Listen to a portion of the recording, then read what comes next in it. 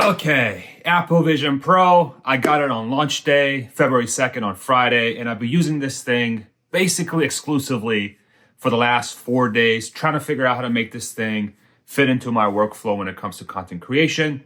I have some tips for people that are looking to buy this thing and actually start using it. And it's not just around what kind of software you want to use and what kind of programs you want to use for your workflow or whatever you're trying to do. It's more about how to get this thing to fit perfectly on your head and to have it optimized so that it's super responsive and it has you do what you want it to do. That's super, super important. It's something that I found out like day 2 or day 3. How this thing fits on your head is extremely, extremely important. And that's where I want to start. So, number 1, what you definitely want to do, hardcore, like I can't stress how important this is. This thing right here, the face shield, this is customized to your head. So when you first order a Vision Pro and you do that little face scan thing that it has you do, that step is extremely important to get this thing figured out for you. There's a little sizing over there. I don't know if it's going to show up on the camera, but this one is 25W. 25 is the size, W stands for wide. And it comes with this thing as well, and it has a W in the back, which means that it's wide. The 25W that comes with this headset is the one that they gave me after I scanned my face. But here's the deal. After a day or 2 of use, I sort of started feeling like there was a lot of pressure on my cheeks over here. And when I went in to the store, they moved me from a 25W to a 21W, which meant that the initial sizing was completely wrong when I did it first on the app. And the reason why that is, we think it's because the lighting that the app was using when I was fitting for Vision Pro at first was not correct. The lighting was bad. And I'm not surprised by that because I woke up the day of when they opened the orders and I was in my bathroom, half awake, God knows what time it was in the morning, and the lighting wasn't great. And I'm there, doing the face scan, probably on the freaking toilet, okay? And so the lighting is a huge, huge, huge deal. So make sure you are getting sized for this properly with the right lighting, because that's going to make a gigantic, gigantic difference. And then what you're looking for when it comes to actually putting this on and how it feels on your head is what I try to do is I try to go face first in here, and then I put the band behind my head. And what you're looking for really when you're putting this on your head is you're looking for a fit that evenly distributes the weight on the front, the weight on the back, and the weight up top as well. So you're kind of looking for this thing to be evenly distributed on your head across those 3 different places. And it will take time. It will take time to get that figured out.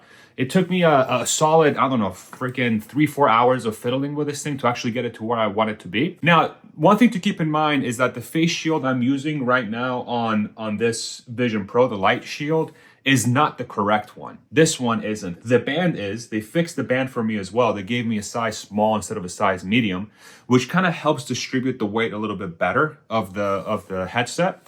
But this is still the wrong face shield. So once I get that face shield in, I'm gonna resize everything. I'm gonna put everything where it needs to be by doing all the steps I'm gonna walk you through on this video. But what's really important around the balance of the Vision Pro is how you want it to sit on your head.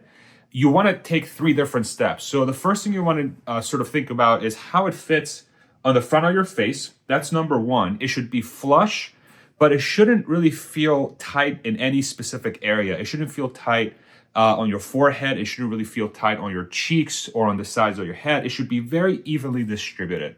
And then what you want to do is you want to use the rear strap back here to kind of get that position exactly where you want on your head, on your face. So you use this back strap to do that. And then the top one, what I use it for is to try and even out the weight as best as I can. What you're going for is to have the headset feel comfortable on your head without it feeling tight. You want comfort. You want something that feels like it's giving you a very soft hug around your face and head.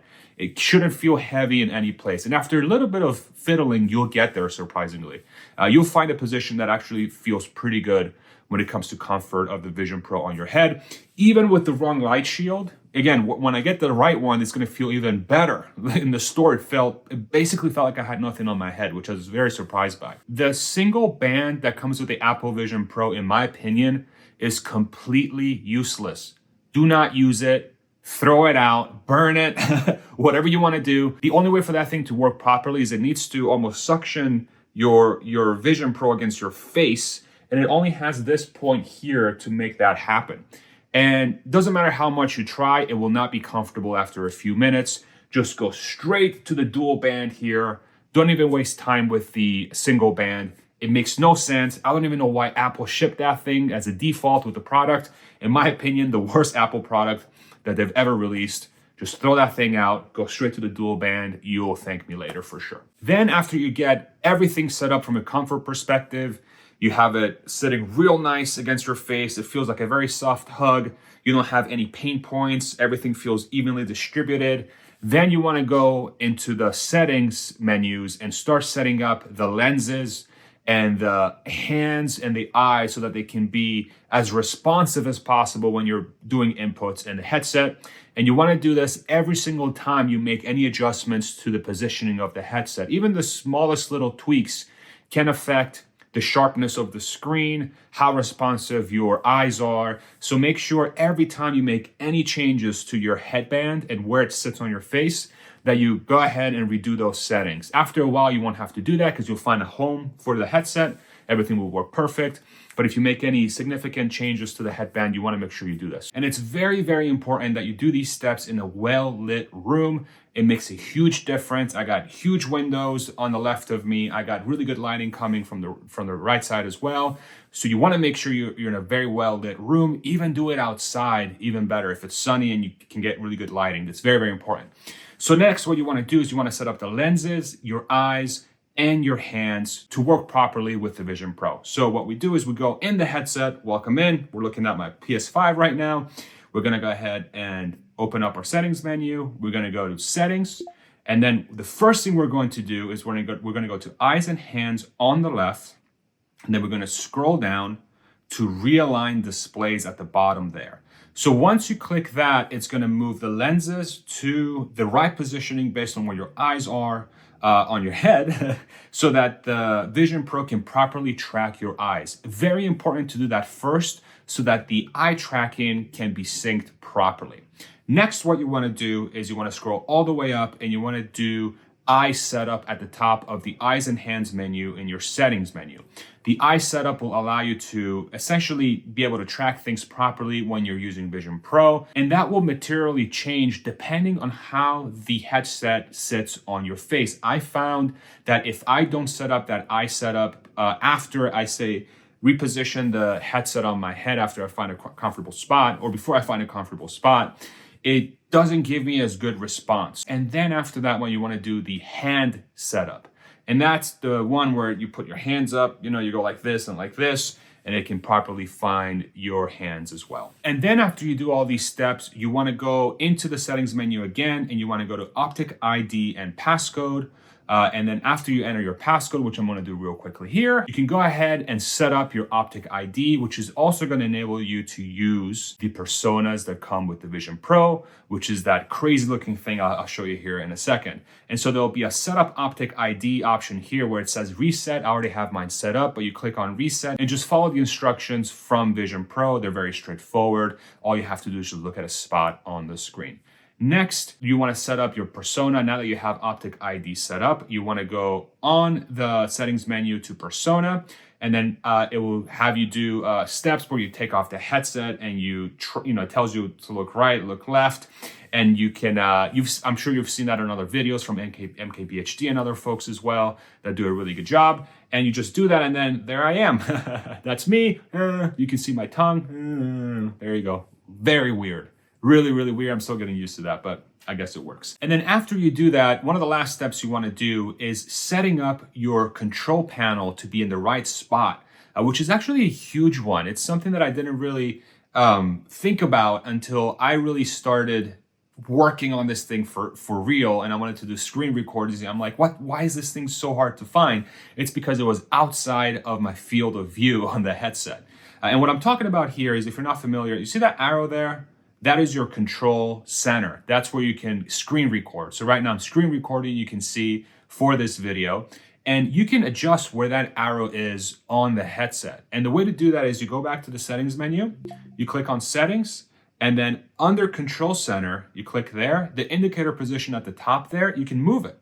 You can move it left or right, and it shifts where the control center is on your screen, on your Vision Pro. So if I look up, it's gonna be in a new spot. If I move it over here, it's gonna be in a new spot. And that's where I like mine to be. And that's really, really important, because as you find a new position on your face, where that arrow is going to show up is going to be in a different place, because you've essentially moved the screen on your head, either higher or lower. Again, after every single time you change where the Vision Pro sits on your head, you want to take the steps to redo the eye setup, the lenses, the hand setup. The optic ID is a really big one to redo as well, because again, where your head is going to change. And of course, the indicator position is very important as well. Now, a bonus tip for people that want to use their Macs, I want to show you something here real quick that's going to help your Mac have really good performance with your Vision Pro. I have a MacBook Air from 2020. It's a great computer, but if it's trying to push a 4K feed to the Vision Pro, this thing goes super, super slow. And so what I had to do was I had to optimize the MacBook to work better with the Vision Pro, so that this thing wouldn't be lagging like like molasses, all right? And you can do that by changing the resolution that you can send to your Vision Pro. And I'm gonna show you real quick how to do that. So we're gonna go back into our Vision Pro here. Hello, we're back to the future. I'm gonna go ahead and log into my MacBook, and then it's gonna give you a little option right above the laptop here. It's gonna say connect. So you just click connect with your fingers, and once it connects, it's gonna essentially take the screen and throw it up, boom, right here in our field of view. You can put this anywhere. I can put it here, I can put it here, I can put it here. As you can see, I got my notes there for the video. And this is like one of the crazy things about this technology, is that now I can record a video and I can just be like, oh, my notes, okay, blah. This thing is really cool. It really is. I'm very impressed with this thing. I'll do a full review in the coming video here on the channel. So what you want to do is then you want to go in your laptop. So now I'm using my mouse track in my laptop, but the Vision Pro's here. You go to System Settings, and then under Display, so you go find your Display menu in their settings in the MacBook Air or whatever you're using, Displays. It's going to give you an option to select the resolution for Vision Pro. And what I found is that the default, so it's going to default to 1440. It's pushing the 1440 feed to the Vision Pro. It's really, really slow. This computer really slows down. And so once I took it down to 1920 by 1080, which is just 1080p, I found that the performance of the MacBook was way, way, way better. And I didn't notice any fidelity loss in the screen itself. Doesn't matter how big I make the screen. Doesn't matter how far away I take it. It looks great. It looks look at this thing. I mean, I have like a freaking projector in the screen, and the performance of the MacBook is completely fine. I can go troll on X, or use my software. I can write some pieces. I can edit video. It works really, really well. And so make sure you take that step, because even a 2020 MacBook Air, again, fantastic computer, about 4 years old now, not really meant for heavy duty tasks. It works perfectly fine with the Vision Pro, as long as you optimize the display resolution for the machine. All right, so I hope this was helpful. I'm gonna do a full review, my pros, my cons, how I use this thing in coming videos. I'm actually really impressed with this thing, man. I would call myself a VR skeptic, honestly. And the more I use this thing, the more impressed I am by it. And I'm very excited to bring those videos forward and make them for you, so you can decide for yourself. And hopefully these are helpful. So thank you so much for watching. We'll see you on the next one. Take it easy. Bye.